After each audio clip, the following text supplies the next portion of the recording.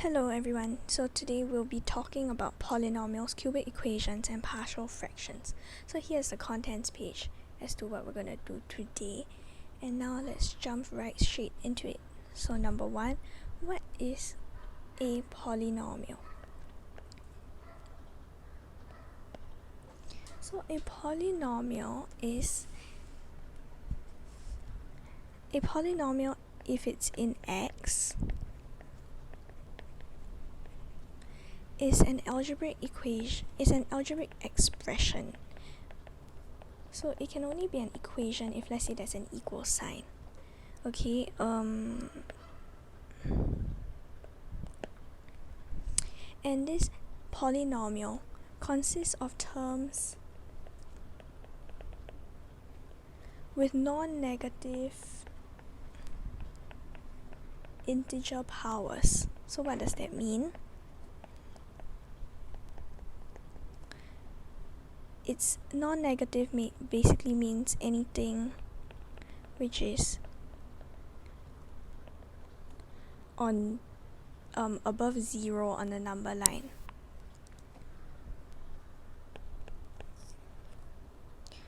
It's more like on the right hand side of 0.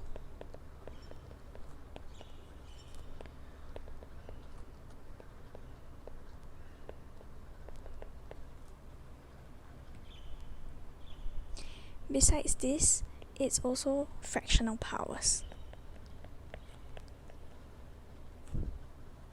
which is like 2/3, 1/3, etc. Next, this is for point 1. Point 2 is what is a degree of a polynomial. Degree of a polynomial is the highest power of its individual terms with non-zero coefficients. What does this mean? Essentially, it means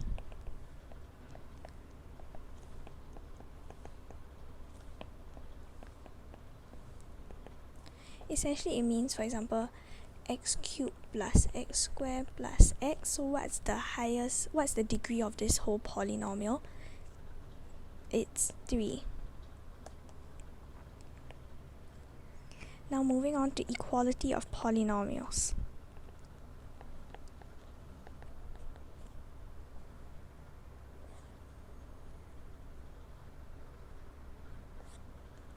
So this point, I think it's slightly down in the contents page, but it's okay, we can just straightaway go through it. So if two polynomials are equivalent, it is an identity. So what does this mean? For example, if let's say we say 5x squared plus 7x plus 3 equals to this,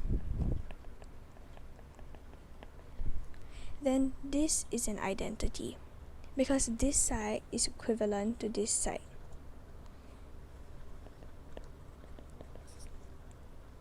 And usually they will ask you to find what's A, what's B, what's C. So how do you find out what's A, B and C? There are two methods. The first method is to substitute suitable values of x to make only one part of the equation non-zero at one time. So for example, we can make this part and this part. So to find C, maybe we can straightaway find C. So we can make this 1 and 2 0 by making x be 1. So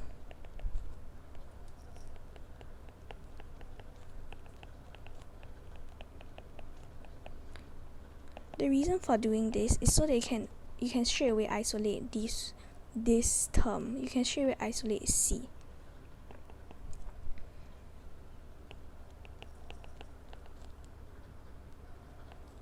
And then you can find out that C is actually 1. And then after that, you can continue substituting suitable values of x to find A, B while you substitute C inside already, since you already know C. So the next method that you can do is equating coefficients by observation. So a lot of times you can tell by observation. So for example,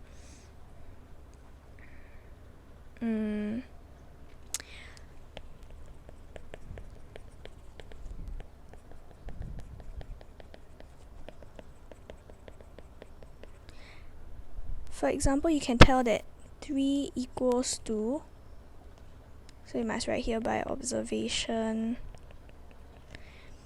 3 equals to, and then if you do by observation, then you can multiply in, so you know that minus a, you get minus a from this, which could be the last term in the polynomial, and then but when you multiply minus a into x, is no longer, so you know that minus a times minus 2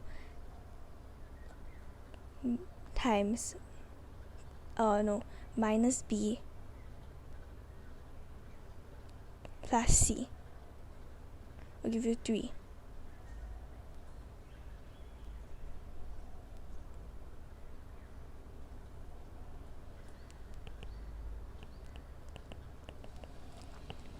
And then you can work on from there, and you can finally solve by simultaneous.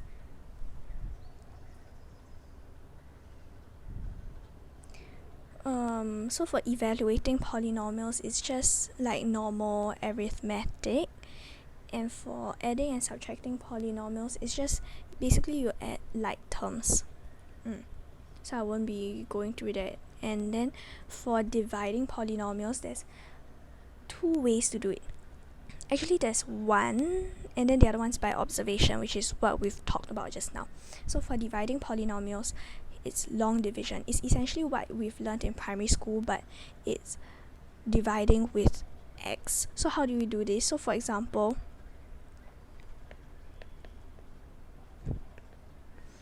if I give you this example and they ask you to divide by x minus 1, so always, if you notice here, it's 0. Why is that so? It's because to remind yourself that there's x squared. When you're writing this kind of thing, it has to be in decreasing order of the degrees, so you must include this missing degree here, which is to the power of 2. So how do we go about solving this? X times what gives you 5x cubed.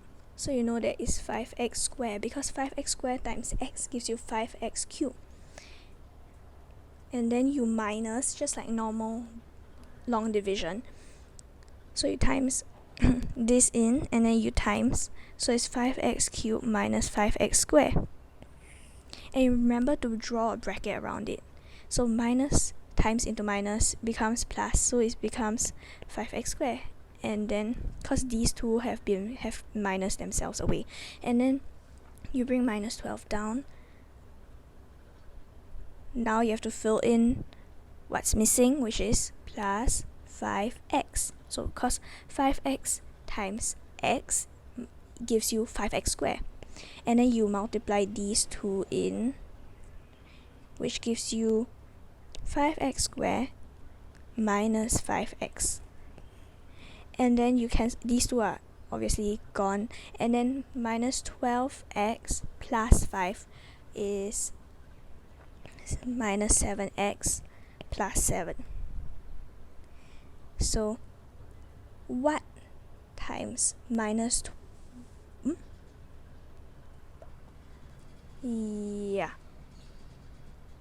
what times x gives you, x times what gives you minus 7x. So we know that it's minus 7. So minus 7x, and then you multiply this in, which is minus 1 times minus 7 is plus 7. And then these two cancel themselves. 7 minus 7 is 0. So you know that x minus 1 times 5x squared plus 5x minus 7 equals this. That's how you do long division. Next, for division algorithm, it's another thing that you can keep in mind, which is basically dividend equals the divisor times quotient plus remainder. For example, one example is this.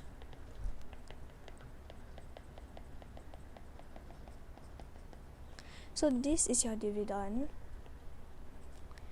your divisor, your quotient, and remainder. You can also express it in this way, which is this is basically your divisor, quotient, and then this part is your dividend.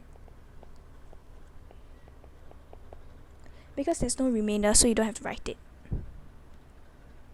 If you realize that the degree of your dividend equals to the degree of your divisor plus degree of quotient. What does this mean? Degree of your divisor is 1, right? Degree of your quotient is 2, right? So 1 plus 2 equals to 3. You realize that the degree of your dividend is 3. Now let me check what else do we have to go through. Dividing polynomials, yes, we've done that. Okay, let's go on to remainder and factor theorems.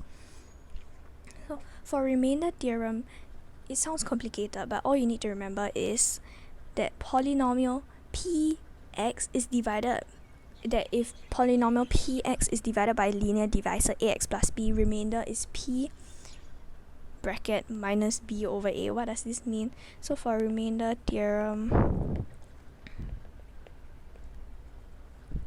polynomial px, when it's divided by linear divisor, okay, it must be linear divisor, meaning no x squared, x cubed, or anything other than x as the how to say the term, and then the remainder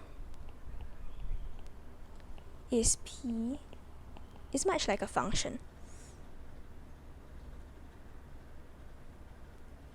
And it's the special case of division algorithm for polynomials with linear divisors. The division algorithm is this.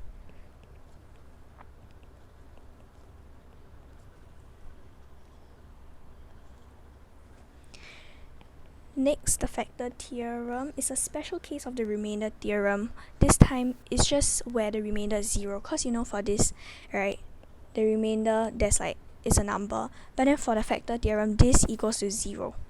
Okay, but let's not confuse you. So basically this equals to 0, and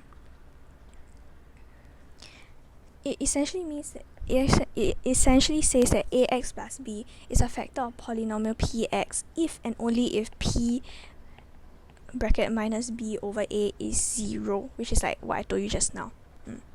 Okay, so now let's go on to cubic expressions and equations. So you have to know how to solve cubic equations.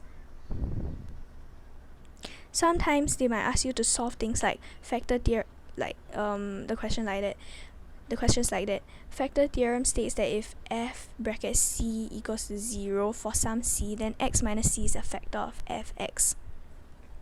Like if the question tells you like that, this equals to 0, then you can know that x minus c is a factor because you're using the factor theorem.